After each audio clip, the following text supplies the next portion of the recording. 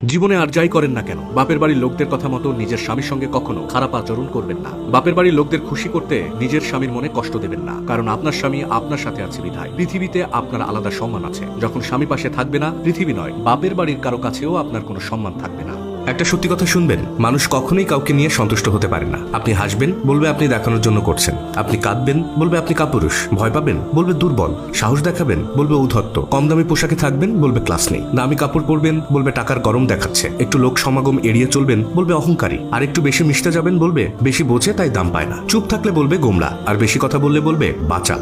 আপনি মানুষকে কখনোই আপনার সেরাটা দিয়েও আপন করতে বা খুশি করতে পারবেন না। এটা যেন প্রকৃতির অলিখিত একটা নিয়ম। কাজেই আপনি নিজের জন্য বাঁচুন, নিজেকে ভালো রাখুন, ভালোবাসুন। জীবনে কিছু জিনিস ফিরিয়ে আনা যায় না, যেমন ফেলে আসা সময়, বলে ফেলা কথা আর হারিয়ে যাওয়া বিশ্বাস। গাছের কাঁটা থেকে মাছের কাঁটা যেমন মারাত্মক, তেমনি বাইরের মানুষের থেকে আপন মানুষের হিংসা বেশি ভয়ঙ্কর। মানুষের পেট থেকে কথা বের করার 7টি উপায়। 1 নম্বর, তাকে টাকা ধার দিন। 2 নম্বর, সুযোগ পেলেই তার প্রশংসা করুন। 3 নম্বর, সময় করে তার মানের চেয়ে ভালো রেস্টুরেন্টে তাকে খাওয়ান। তাকে কখনো বিল দিতে দেবেন না। 4 নম্বর, তার মনুষ্যত্ব অনুযায়ী আচরণ করুন। 5 নম্বর, কোনো বস্তু বা বিষয়ে সে যা পছন্দ করে আপনিও সেটাই পছন্দ করুন, তার পছন্দের তারিফ করুন। 6 নম্বর, তার প্রতি সবসময় সহানুভূতিশীল হবেন। 7 নম্বর, কোনো গুরুত্বপূর্ণ বিষয়ে মতের অমিল হলেও দ্বিমত প্রকাশ করবেন না, হয় মেনে নিন না হয় চেপে যান।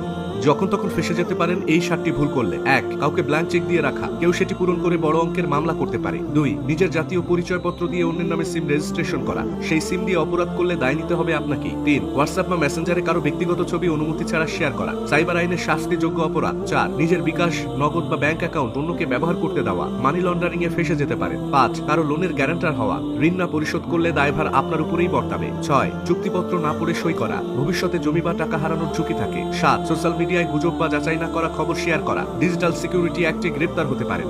মনোবিজ্ঞানীরা বলেন, যে শিশু উপহাস নিয়ে বাঁচে সে ভীরু হয়ে বড় হয়। যে শিশু সমালোচনার মধ্যে বড় হয় সে শুধু নিন্দা করতে শেখে। যে শিশু সন্দেহের মধ্যে বড় হয় সে প্রতারণা করতে শেখে। যে শিশু বিরোধিতার মধ্যে বড় হয় সে শুধু শত্রুতা করতে শেখে। যে শিশু স্নেহের মধ্যে বড় হয় সে ভালোবাসতে শেখে। যে শিশু উৎসাহ পেয়ে বড় হয় সে আত্মবিশ্বাসী হয়। যে শিশু সত্যের মধ্যে বড় হয় সে সুবিচার শেখে। যে শিশু প্রশংসার মধ্যে বড় হয় সে অন্যের গুণ ধারণ করতে শেখে। যে শিশু ভাগ করে খাওয়ায় অভ্যস্ত হয় সে সুবিবেচক হয়। যে শিশু ধৈর্যের মধ্যে বড় হয় সে সহনশীল হয়।